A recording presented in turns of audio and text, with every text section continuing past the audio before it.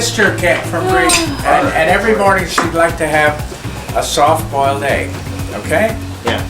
And so one morning she made 2 soft-boiled eggs, and she decided she'd only eat one. So she put it back in the refrigerator, but she wrote on it, so that everybody knows, this egg is boiled. So Tommy was living here, and there were 10 other eggs there, and he wrote, this egg is not boiled.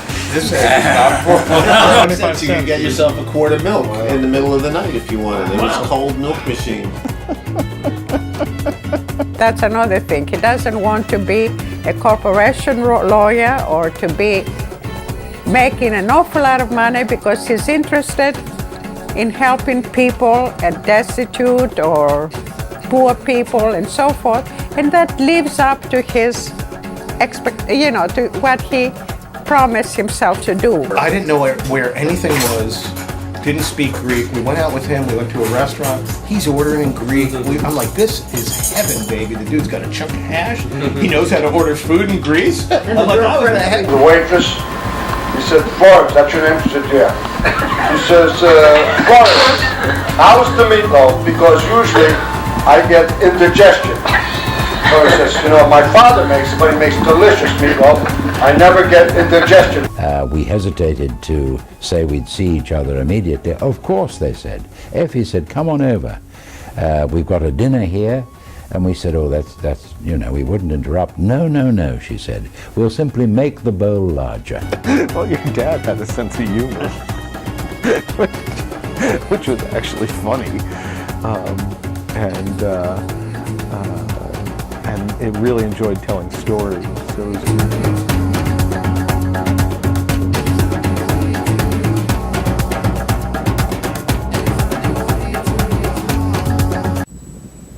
What makes for a good story?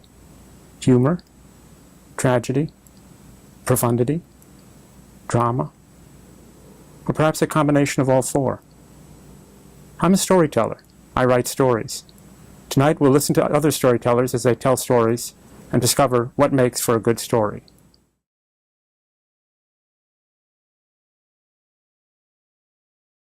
Wow, really? Just my brother Peter. 45 minutes. Yeah, she was 45 minutes labor and from start to finish. Wow. And Peter, he was sleeping in the other room, and he had his camera. He's going to take movies and everything. Oh, I remember this. And I'm waking him up. Pete's time. You got to get up. And he, like 10 minutes later, He's making the he's bed. just making the bed. He's in there asleep. I said, "No, Pete, it's time now. Stop making the bed. Come on in." And so then he's in there, and he tells the story how he has hands underneath. Dora had her butt off the bed, her hands on it, and Peter was there I was like this, getting ready to catch it, and Nikki said, "What the hell are you doing?" I said, "I don't know, man. It looks like she's getting ready." I was thinking, we got time, Then the next thing I know is the midwife comes out and says, "If you want to take any pictures, you better get out here right now." So I went in there to get the picture. I take one picture, and I'm out of film. My camera's automatic, and it goes, it's making all this noise. These guys are like, "What's going on?" I was like, "My camera." So you have to find some film. So I quickly found some film. I said, "Hold on, Dora." Dora held on. Dora was like, "Oh, I can't hold it much more, Pete. I loaded up the camera, and I got it going. And the pictures I have are like amazing because Zoe's head is just this much out, All of it's out. And then The whole head is sticking out. It's incredible. It's a China, looks like a China Bay China doll.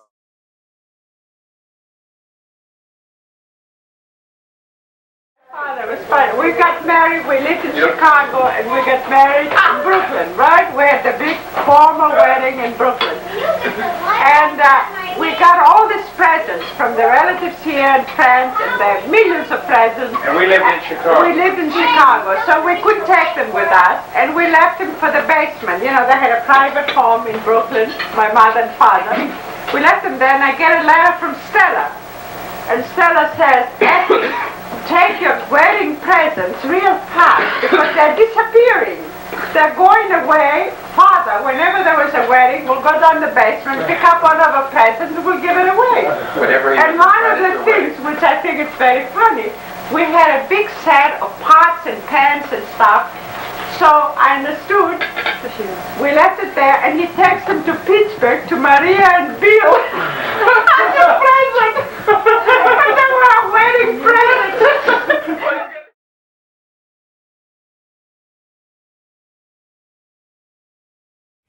Fortunately, Effie thought I was okay, Yeah. because if Effie didn't think you were okay, then things didn't go any. She told me not to marry Peter, the guy that I took once to your house, but Stephen was okay. He I was could okay. marry him. That was got the Effie approval.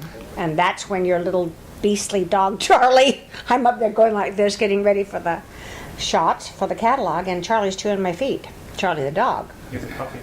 Oh, with the sharpest teeth in the world. The puppies. And we got up on stage, and I remember an Uta Hagen thing, if you will, where it said, if you're nervous, play nervous. Like, let the nervousness influence, your performance. This isn't a legitimate show. So I thought, well, I'm nervous, so I'll play a nervous character. So I played a nervous character in my first scene ever, and it was funny because I was really nervous. So it worked out pretty good. And the more relaxed I got, I started playing more relaxed people. But a lot of times in the first scenes, I would play somebody overwrought or nervous because I was.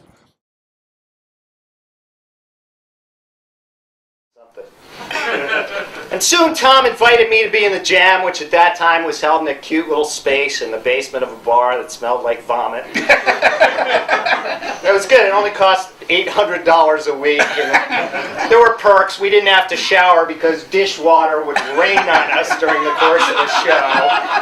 And we got to meet lots of people, angry, drunk people who were lost on the way to the bathroom. But I loved performing there every week for George and Effie and the guy sleeping. Sometimes if a drunk guy collapsed on stage, we just use him in the scene, and the sleeping guy slept, and it was fun. And every week George would run up and tell us it was the best show ever. And he was always wrong.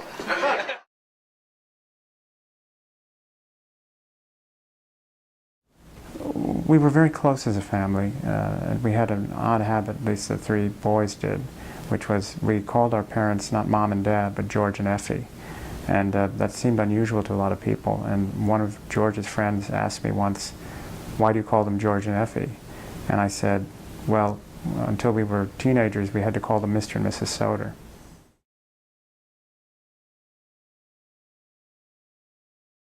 I remember in the morning his getting up, and we're standing there in the old blue room in the commune house, and he's got his arm around me and his legs crossed like he does, with his hand on his other hip.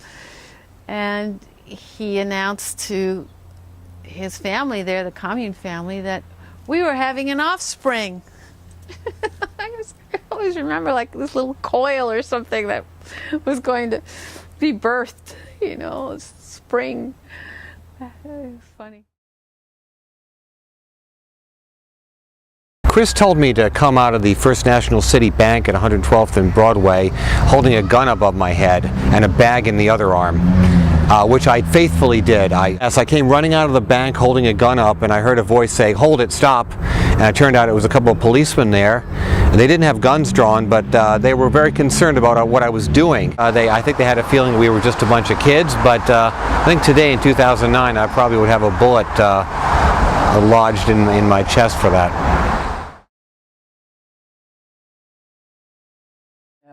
After a little bit, I got to know Effie, and she said that I should come and visit at home.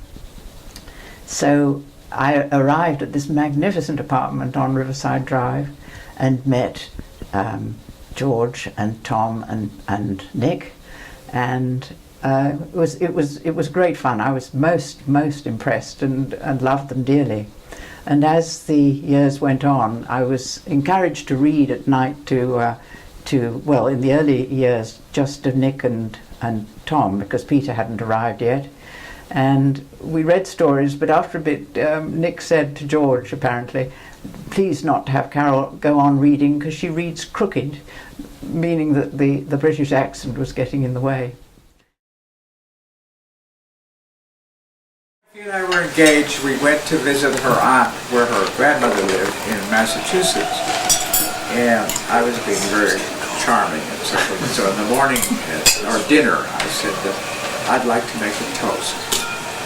Like this. And grandmother knew some words. She says, toast. She says in Greek, wait, my dear, I'll get you a piece. And then the next 3 days we were there, every time we sat at the table, there'd be these pieces of burnt toast. That was my place. Cold burnt toast.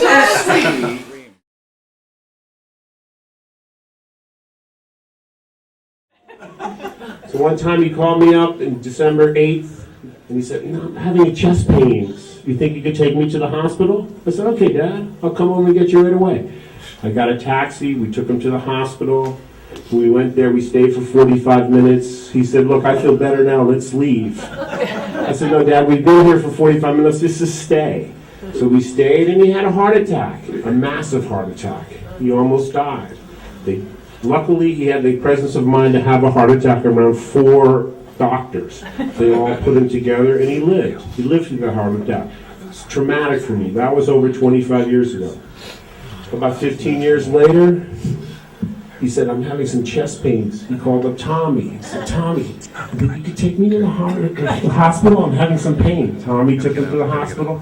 He had a heart attack on Tommy's watch. It's great. It's a wonderful thing that he did that. And that was a major heart attack. He really, the doctor said, wow, 90% of these kind of guys die. Your father's really lucky. He ripped his aorta. It was messy. But Tommy was there for him. 10 years later, Nikki's visiting. He said, Nick, I can barely breathe. You think you can take me to the hospital? We go to the hospital again. He has another heart attack. This time, he has a little stroke this time, you know. So I'm just trying to say, George was an equal opportunity dad. He wanted us all to help him. We did. We took him. We helped him. Plan, and I ended up staying for a week, which allowed me to spend some time with George before I left. And when I arrived, he was quite sick, and I hadn't seen him in 9 to 12 months, and I hadn't expected to see him looking so fragile. And that was really hard. When I walked into the apartment and I saw him, I turned around and started crying because he just didn't look like himself, you know. He was really skinny, and he seemed all of a sudden to have turned into a very old man. And it was hard. But I was glad that I stayed that week because I could be close to him and take care of him a little bit. And when he was in the hospital, I asked him if he was afraid, and he said no. Also, I think he told me have a good trip, and I said thank you, you too. And he said, okay, I will, don't worry about anything. I said okay, and that was the goodbye. I felt like he knew that I was saying goodbye, and that he was also saying goodbye. He said I loved you, and I said I love you too. And that's what this poem is about. When you set out on your way back to Ithaca, you should hope that your journey is a long one, a journey full of adventure, full of knowing. Have no fear of the Laestrygones, the Cyclops, the frothing Poseidon. No such impediments will confound the progress of your journey if your thoughts take wing, if your spirit and your flesh are touched by singular sentiments. You will not encounter Laestrygones, nor any Cyclops, nor a furious Poseidon, as long as you don't carry them within you, as long as your soul refuses to set them in your path.